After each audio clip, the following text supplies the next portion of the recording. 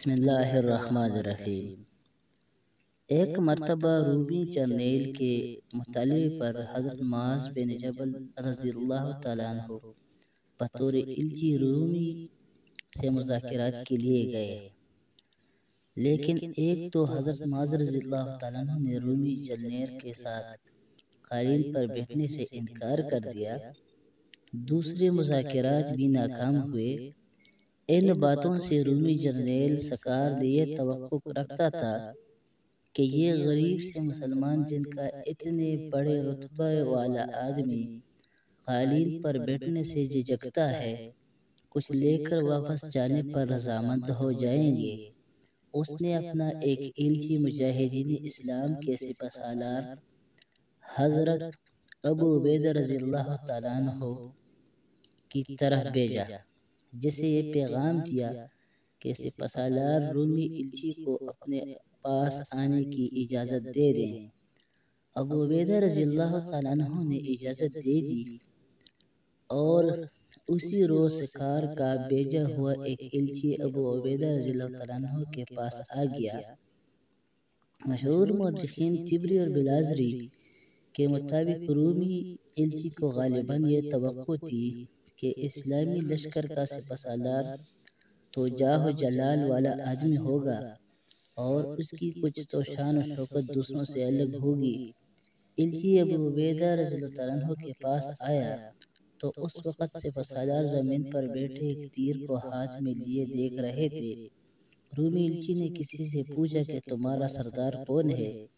ان آدمیوں نے ابو عبیدہ رضی اللہ عنہ کی طرف اشارہ کیا تو وہ حیران ہو کر ان کی طرف دیکھتا ہی رہا، پھر ان کے قریب آیا، کیا تمہیں اس لشکر کے سپہ سالار اور سردار ہو؟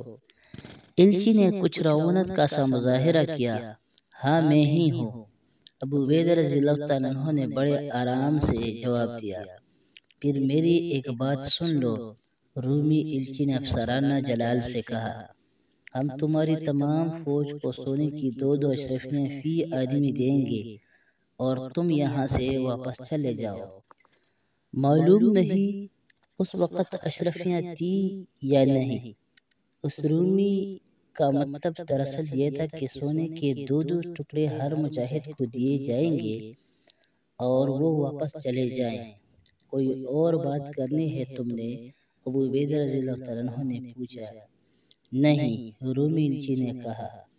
پھر تم چلے جاؤ، ابو عبیدہ رضی اللہ عنہ نے کہا۔ الجی بڑا ہی برہم ہو کر چلا گیا۔ ابو عبیدہ رضی اللہ عنہ نے اسی وقت ایک پیغام امیر المومنین حضرت عمر رضی اللہ عنہ کو بھیجا، جس میں یہ سارا واقعہ لکھا۔ فاصلہ بہت زیادہ تھا، تیز رفتار قاصدوں کا انتظام کیا گیا۔ 4-5 دنوں بعد قاصد امیر المومنین کا پیغام لے کر آ گیا۔ امیر المومنین نے لکھا تھا کہ اللہ کی راہ میں ثابت قدم رہو اور اللہ تمہارا یار و مددگار ہے۔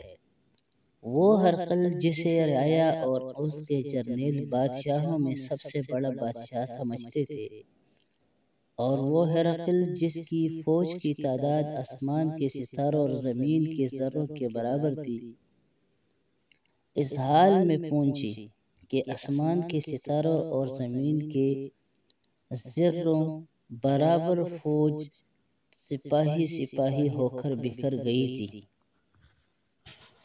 اور آدھی سے زیادہ فوج ہلاک ہو کر ہڈیوں کے ڈھانچے میں تبدیل ہو چکی تھی، اور ملک شام پر مجاہدین کا قبضہ ہو گیا تھا۔ آسمان کے ستارے ٹوٹ پھوٹ کر زمین کے ذروں میں مل کر خاک ہو گئے تھے۔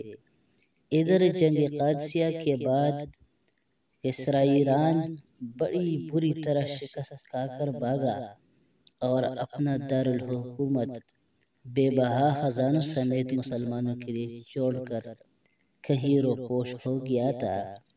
ایران اور عراق مجاہدین اسلام کی جولی میں آ پڑے اور ادھر شام مسلمانوں کے قدموں میں آ گیا۔ یہ صورتحال ایسی تھی جو ہرقل کا دل توڑ ہی رہی تھی۔ پیارے ساتھیوں، اللہ تعالیٰ سے دعا ہے کہ وہ ہمیں صحابہ کرام کی نقش و قدم پر چلنے کی توفیق عطا فرمائے، آمین، والسلام۔